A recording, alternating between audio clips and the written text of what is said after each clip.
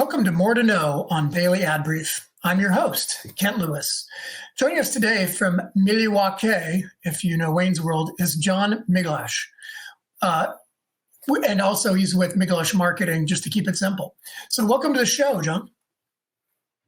Hey, Kent, this is great. It's nice you have a helper, too. I never have one.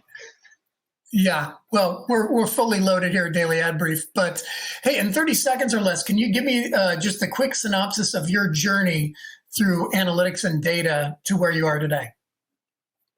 Well, I started with an MA in philosophy and epistemology and philosophy of science. And I was intrigued by the direct marketing world because they claimed to know something about their market and their customers, and that it was based on testing. And I've tried to introduce that to a lot of brands, and we've made a lot of money over the years. But that whole idea of can we know anything for sure has been sometimes embraced and sometimes shunned beyond belief.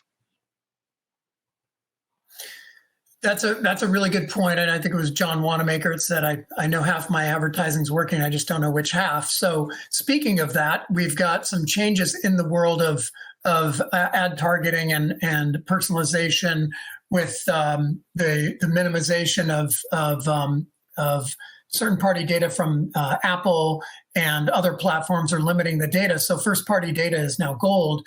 So how are you combating this cookieless future, or how are you, I shouldn't say combating, it sounds terrible, but how are you addressing that future from your perspective with your solutions? Well, we've never really worried about the cookie data too much because we didn't really trust it. I mean, we don't trust most data. I have a book called Spinning Straw into Gold, and the first principle of straw is to know that it's not hay, that it's not valuable. You don't feed it to animals. It catches what comes out of animals. And that's the way data is. Most data was not created by you. It was not intended to be used the way you are trying to use it. And so it's helpful to be very, very, very skeptical. And so mainly our focus has always been on who is the customer and what have they done tangibly to buy something. Can we tell? And what made that happen?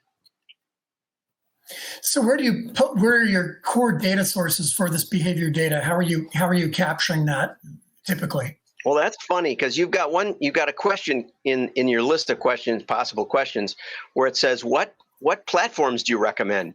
And I was hired by the United States Postal Service to do a talk on mail. And it puzzled me because I've been doing AI and machine learning for 25 years, throwing lots and lots of data at the wall and really dramatically seeing improved results in ROI. And it bothered me because Gartner said in 2018 that 87% of AI projects fail. And I've been doing them for 25 years. And I thought, well, how come I'm doing them and no one else seems to get them to work? And it turned out after about 2 or 3 years that the mail has baked into it a labeled data set that other advertising media just doesn't have. I don't know who's watching the television, or I don't know if you're paying attention to the borders of your screen when I'm running digital advertising, right? Even in search, I don't know how far down you're going in your search, right, once the results come up. With mail, you know that it gets delivered. You know that it goes to a household that you intended it. You know that it goes to a decision maker because not everybody can throw out the mail, and you know that there's engagement. And so what we have is the null set. Not only do we know where the fire hydrant is in the picture, but we know where the picture doesn't have a fire hydrant. And that no other media has. And that's enabled us to do AI and machine learning for 25 years. That is fantastic. And I would love to ask you the 3 other questions we had about where AI is going. You've been in it so long, it will probably feel like a frog in a frying pan, but we are out of time today with just 5 minutes. And frogs aren't that stupid. Frogs will jump. Give them a little bit of credit, right? Well, John, I want to thank you for your time and sharing your AI insights with us today. To find more out about this episode and our guest and topic, please visit us at dailyadbrief.com. And we hope you'll join us next time on More to Know.